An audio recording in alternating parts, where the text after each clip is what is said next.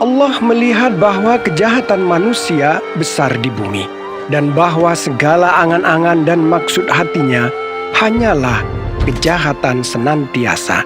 Maka masgullah hati Allah karena Ia telah menjadikan manusia di bumi, dan hal itu mendukakan hatinya. Berfirmanlah Allah, Aku akan menghapuskan manusia yang telah kuciptakan itu dari muka bumi, manusia juga hewan, binatang melata, dan burung-burung di udara, sebab hatiku masgul bahwa aku telah menjadikan mereka.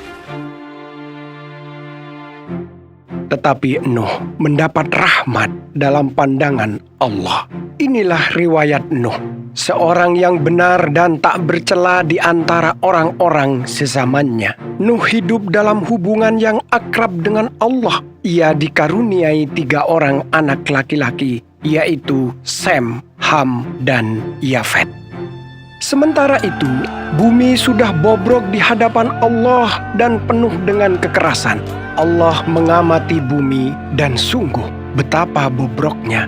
Semua manusia hidup dalam kebobrokan di bumi. Maka berfirmanlah Allah kepada Nuh, Aku telah menetapkan untuk menyudahi hidup semua manusia, sebab bumi ini penuh dengan kekerasan karena mereka. Sesungguhnya aku akan memusnahkan mereka bersama-sama dengan bumi. Buatlah bagimu sebuah bahtera dari kayu gofir. Dalam bahtera itu buatlah kamar-kamar dan lapisilah dengan ter, baik dari dalam maupun dari luar.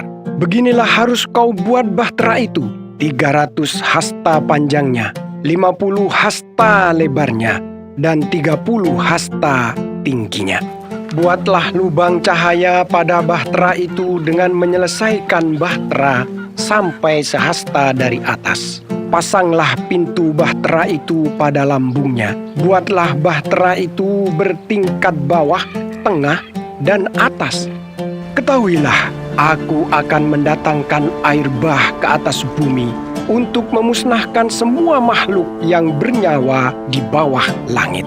Semua yang ada di bumi akan mati. Akan tetapi, dengan engkau aku akan menetapkan perjanjianku.